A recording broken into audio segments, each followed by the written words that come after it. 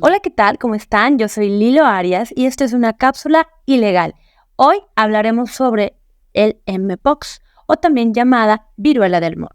Bien, vamos a hablar un poquito de los antecedentes. Primero, este es un primo hermano casi de la viruela. El detalle es que, pues desde los años 60-65, esta vacuna dejó de aplicarse porque pues pensaron que ya se había acabado con dicha infección. Sin embargo, pues resulta que en los últimos años el Mpox o Monkeypox pues ha tenido variantes esta infección de la viruela.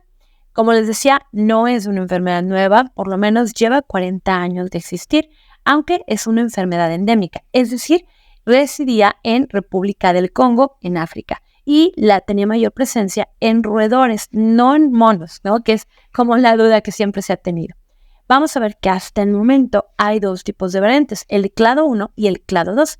Desde el año 2022 ya había sido una alerta la variante de clado porque, pues genera bastante preocupación, porque era una enfermedad nueva que pues causaba grandes estragos con personas inmunocomprometidas. Sin embargo, recientemente en agosto de este año, la Organización Mundial de la Salud se pronunció y es que resulta que esta variante que evolucionó llamada clado 2 del Mpox tiene mayor facilidad de transmitirse, es más virulenta, ¿no? Obviamente también va a tener mayor grado de mortandad que en las personas inmunodeprimidas, es decir, que ya viven con un VIH avanzado. Acabamos de tener ese episodio donde hablamos de cómo ya se le deja de llamar SIDA, el síndrome de inmunodeficiencia humana, y ahora se le conoce como VIH avanzado. ¿Contra qué personas también va a ser pues muy mortal? Contra niños, mujeres embarazadas y adultos mayores. ¿Qué características tiene esta infección? ¿Cómo me puedo percatar? Tal vez la primera etapa, podrías hasta confundirla con una cruda, porque vas a tener cuerpo cortado, cansancio, gripe, poca fiebre. Y entonces, ¿no? O sea, pudiste haber pensado que fue un resfriado común. La segunda etapa del Mpox, pues va a ser como más llamativa o va a preocuparnos un poquito más porque aquí vamos a empezar a notar las lesiones en la piel. Van a empezar a aparecer manchas, las cuales luego pues van como a elevarse, convirtiéndose en pápulas. Estas todavía no tienen líquido, pero cuando ya les sale un líquido, se convierten en las llamadas vesículas o pústulas. De hecho, el nombre de Mpox es porque en inglés póstula se escribe pox. Y entonces este líquido que ya nace en la vesícula, pues va, ¿no?, a inflamar todavía más este granito, va a ser muy similar al de la viruela, de hecho por eso llega a crear cierta incertidumbre, pero cuando se revienta, que esa es la parte que más puede contagiar, se va a convertir en una costra. Entonces, ¿dónde vamos a encontrar en todo el cuerpo estas póstulas? Pero también en órganos sexuales. Entonces, es una buena forma de percatarte que la persona con la que estás teniendo un contacto muy cercano pudiera estar con este virus. La tercera etapa, que no se ha acabado hasta ahí, viene el tema del aislamiento, un resguardo que tenemos que hacer por aproximadamente 21 días para evitar contagiar a más personas. Y entonces, ¿qué ha pasado? Les decía, la OMS el pasado 14 de agosto del 2024 determinó que se ha recrudecido la viruela símica, ¿no?, llamado Mpox. El detalle es que nadie estaba preparado porque, como les decía, la viruela se dejó de fabricar, por lo menos, o de estarse aplicando para las generaciones que nacieron después del año de 1965. Quienes cuentan con todo un abastecimiento, pues como siempre es Estados Unidos, porque después del atentado del septiembre del 2001, pues evidentemente están como súper alerta con todas las armas biológicas y demás. Entonces ellos sí tienen, ¿no?, como todo su abasto de medicamentos. Canadá, por el otro lado, también está empezando con la fabricación inmediata de la vacuna para que pudiera atender a sus casos. El tema es que México no está nada. ¿De qué funciona esta declaración de emergencia sanitaria que hace la OMS, pues justo hace que los sistemas de salud se pongan a trabajar, busquen a articular junto con gobierno internacional para garantizar el bienestar de los ciudadanos, para buscar en su momento la producción de vacunas, para saber cómo sostener esta nueva pandemia. Y entonces, esperamos que en México empiece la compra o la elaboración.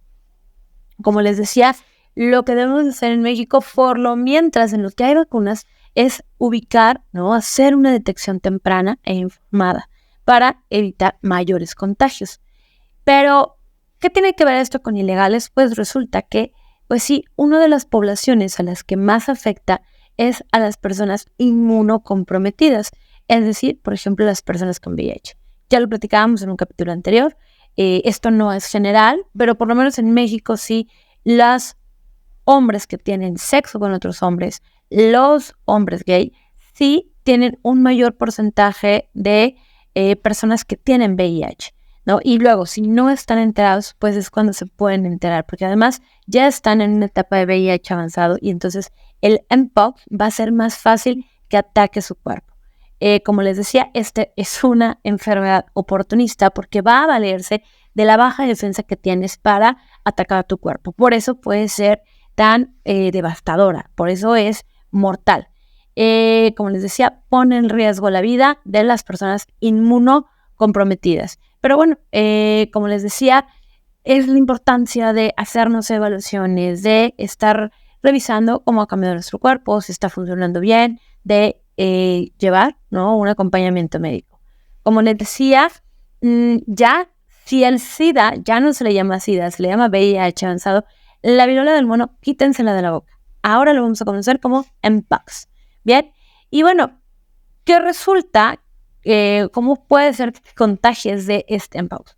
Definitivamente con el contacto muy cercano, pero también con una convivencia alargada. O sea, no nada más como que pasó al lado de mí y ya, no.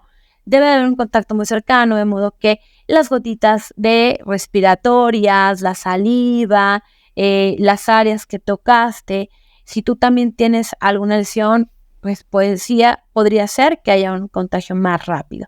Entonces, a través de las lesiones, los fluidos corporales, va a ser más fácil el contagio.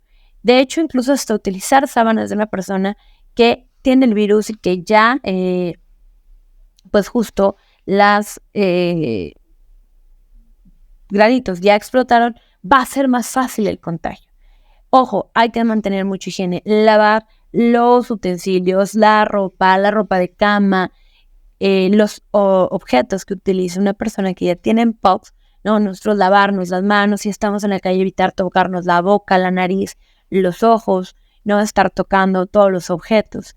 Si bien no es una infección de transmisión sexual, pero sí se contagia por el contacto muy cercano, ¿no? Que pudiera ser en un lugar de encuentro, donde no puedo ver si la persona tiene alguna llaga o alguna lesión, ¿no? Estos llamados cuartos oscuros. Entonces, si ahorita no tengo la vacuna, si todavía no hay fecha cercana, pues evitemos tener prácticas que puedan ser más riesgosas.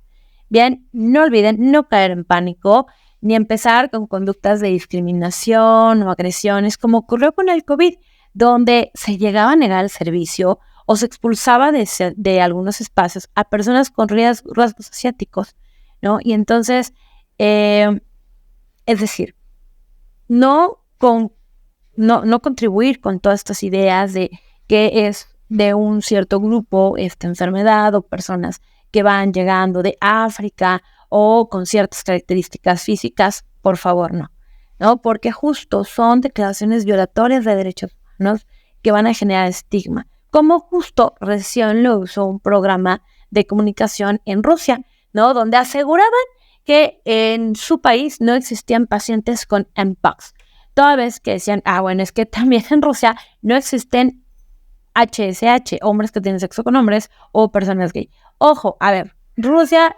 lo ha hecho siempre. Se ha caracterizado por decir que ellos no les pasan estas enfermedades o situaciones que ocurren en Estados Unidos, ¿no? Como ocurrió justo con los desvirgidores cereales, en donde decían, no, en Rusia no tenemos porque aquí todos somos sanos mentales. y pues llegó Chikatilo a callarles la boca y decir, no, aquí también hay, ¿no? Y entonces evitamos esos discursos que no aportan nada, que generan más incertidumbre y que tampoco resuelven el problema. Bien, ¿qué debes de hacer si conoces a alguien que posiblemente pudiera tener esta infección? Pues, por favor, informarle de que acuda con un médico, que evalúen sus lesiones, que evalúen su estado médico, que no se automedique, ¿no? Porque es lo primero que hacemos. Me siento mal, me tomo este medicamento. No, hay que ver cómo está evolucionando.